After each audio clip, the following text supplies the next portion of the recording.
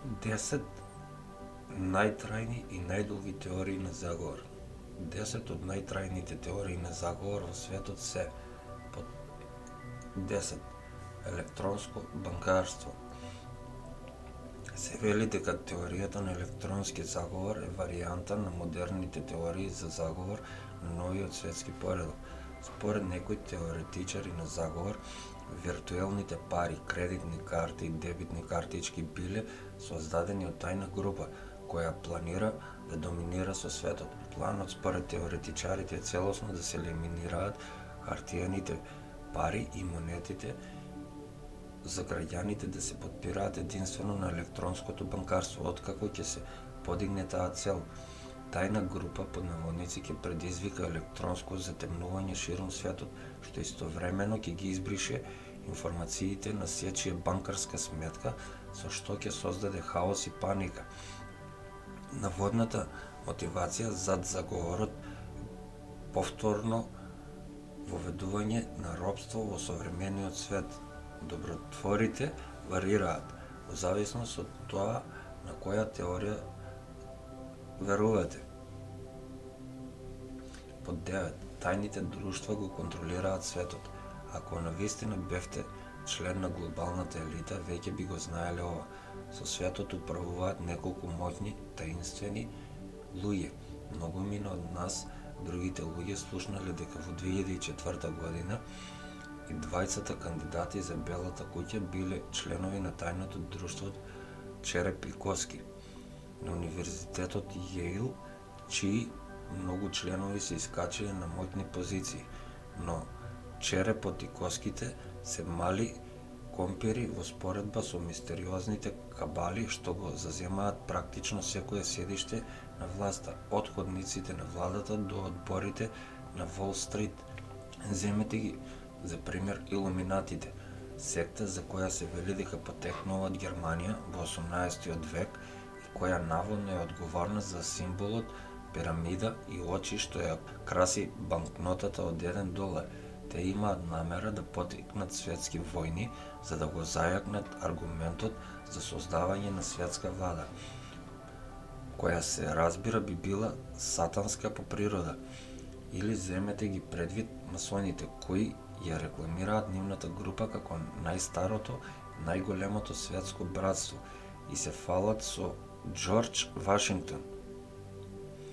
Некои мислат дека и покрај тоа што донираат купишта пари во добротворни цели, тие тајно подготвуваат заговор за ваше отповикување во масонските храмови низ светот. Или можеби некои теоретизираат момците што ги влечат конците воопшто не се сокриени во сенка. Тие би можеле да бидат интелигенцијата во светот за надворешни односи, кадар на политички чуда кои наводно нивните цели ги сметаат за објавување ерудитно двомесечно списание и воспоставување обединета светска влада, не нужно по тој редослед. 8. Слетување на месечината. Слетувањето на месечината според теоретичарите на заговор е слетувањето на месечината што светот го гледаше како се одвива во живо на 20 јули 1969 година беше измама, оркестрирана од НАСА и други клучни организации. Теоретичарите веруваат дека површината на која оделе Нил Армстронг и Баз Олдрин не била небесно тело, туку звучна сцена создадена од човекот. Застапниците на теоријата на заговор инсистираат дека тогашната технологија не била доволно добра за да се постигне таков подвиг.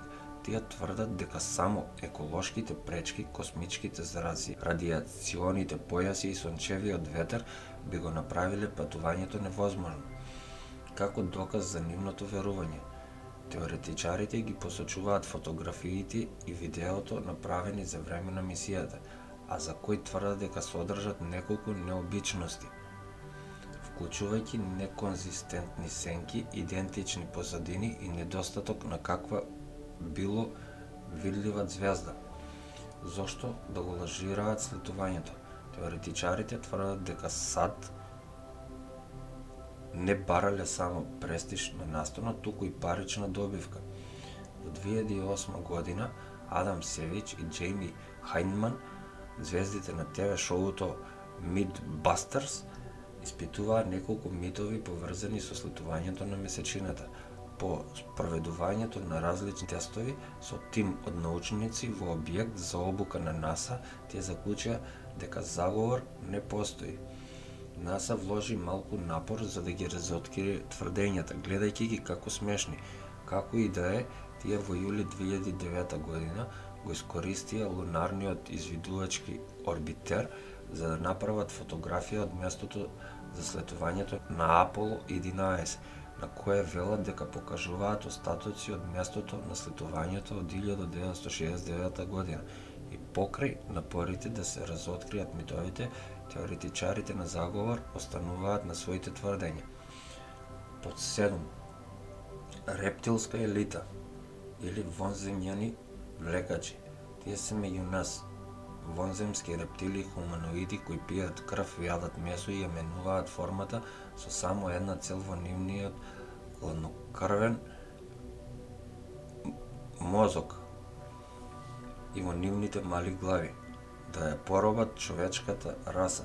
Тие се нашите лидери, нашите корпоративни директори, нашите сакани актери, добитници на Оскар и пејачи, добитници на Греми награди, и тие се одговорни за Холокаустот, бомбашките напади во Оклахома Сити и нападите на 11 септември. Барем според поранешниот спортски новинар на BBC Дейвид Ајк, кој стана човек постер за теоријата на заговор во 1998 година, откако ја објави својата прва книга Најголемата тајна, која содржеше интервју со двајца британци кои тврдат дека членовите на кралското семејство не се ништо повеќе од рептили со круни.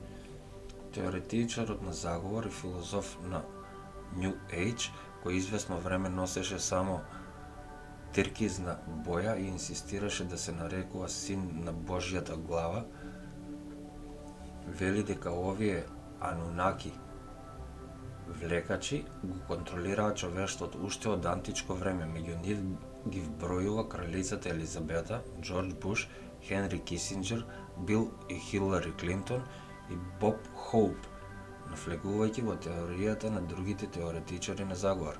Ајк дури тврди дека гуштерите стојат зад тајните друштва како масоните и илуминатите.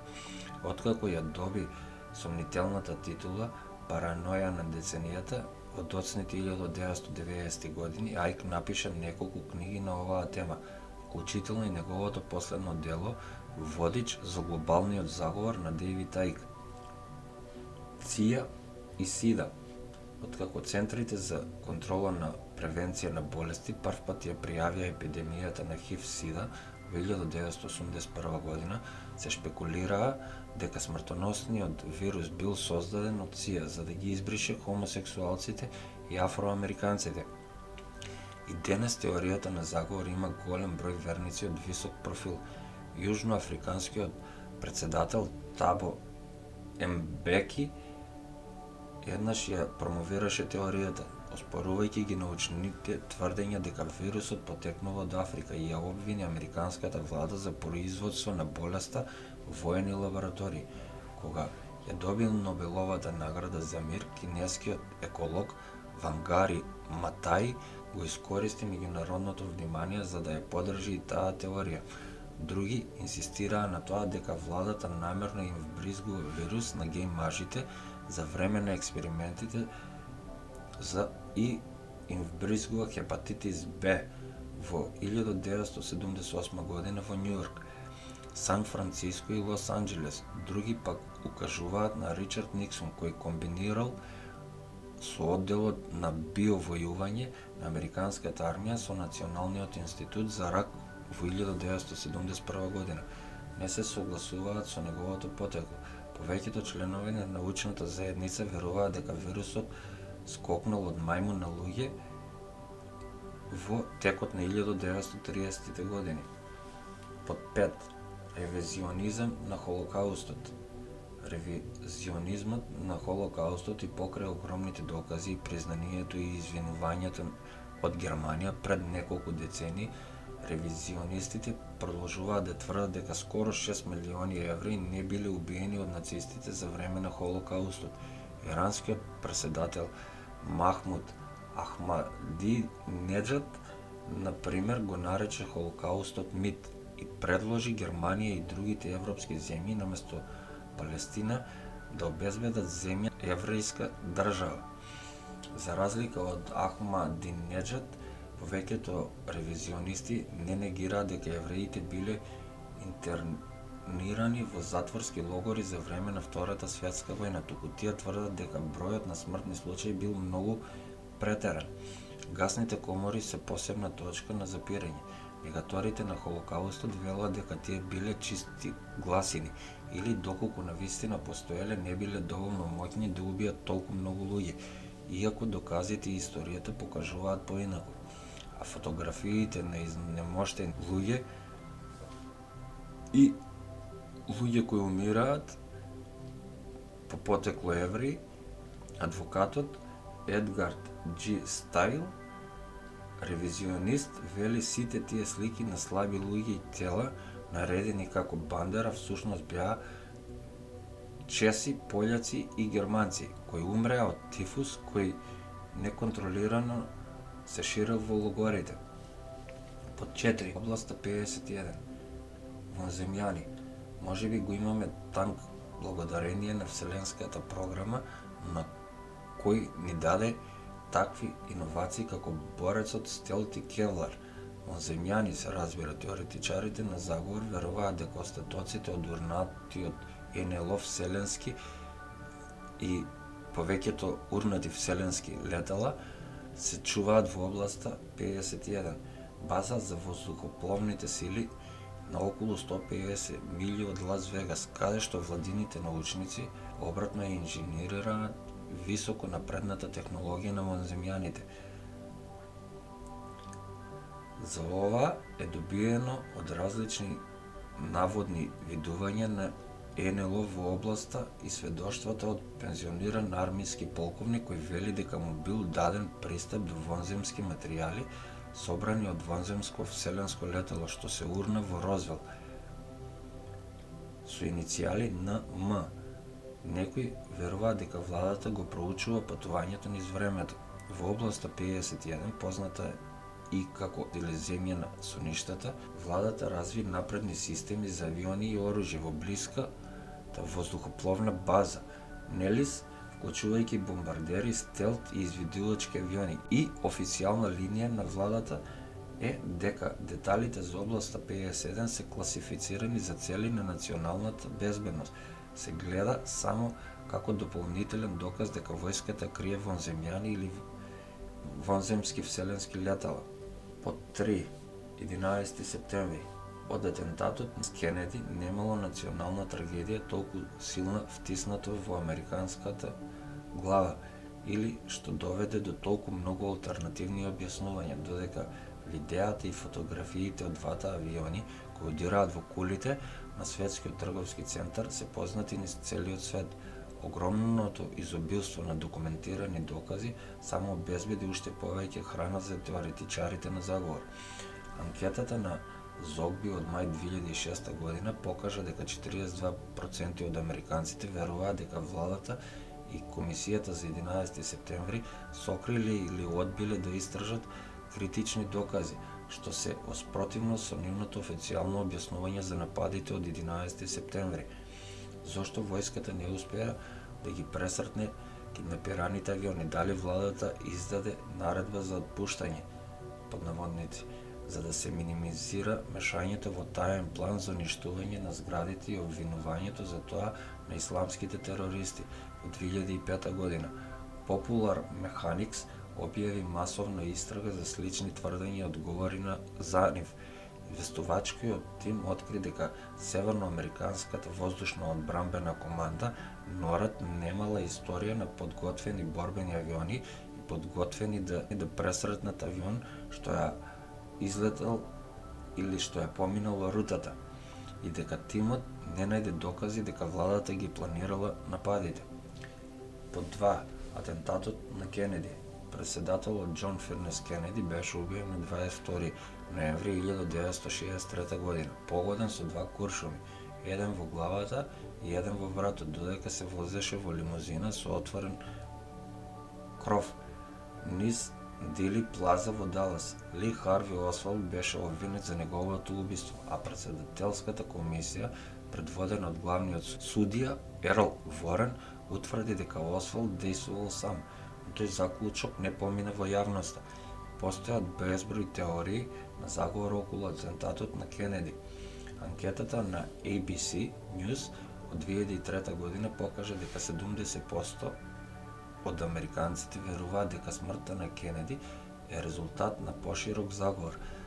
Траекторијата на куршумите, некои велат, не се совпаѓаше со седлото на Освалд на 6-тиот кат од зградата за училишните книги во Тексас. Други сугерираат дека во пукањето учествувал втор вооружен маж, други веруваат во уште поширок заговор. Дали Кенеди беше убиен од агенти на ЦИА кои действуваа или од гнев поради заливот, или по наредба на подпредседателот Линдон Џонсон, од оперативци на КГБ. Мафијашите бесни по братот на Кенеди, што покренал гонење на синџирите на организиран криминал. Шпекулациите за еден од најпознатите политички атентати во организиран криминал и во историјата се толку популарна игра во салони што повеќе луѓе ги земаат гласините при срце. И под еден Бермудски триаголник. Дали постои мистериозна сила на Бермудскиот триаголник што предизвикува исчезнување на бродови и авиони во Бермудскиот триаголник? Или е ова само уште една пресиена теорија? Стотици години луѓето раскажуваат приказни за чудни случувања во Бермудскиот триаголник, познати како ѓаволски триаголник.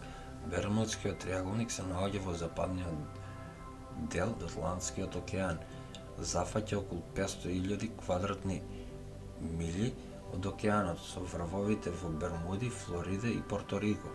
Нема заблуда дека голем број пловни објекти исчезнале во областа. Сепак, објаснувањето за тие исчезнувања е местото каде што заверите стапуваат во игра. Според теоретичарите, надприродните елементи се одговорни за исчезнувањата. Некои велат дека се виновни вонземски суштества, додека други укажуваат на митскиот изгубен континент Атлантида.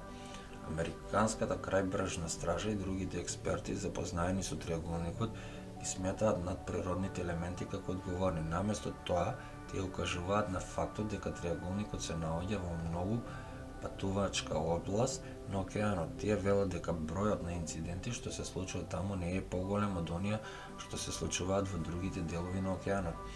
Тие сметаат дека може да бидат одговорни секаков број природни појави, вклучувајќи тропски бури и непријателски бранови. Исто така тие укажуваат на можноста од пирати и механички дефекти во однос на проблемите со компасот.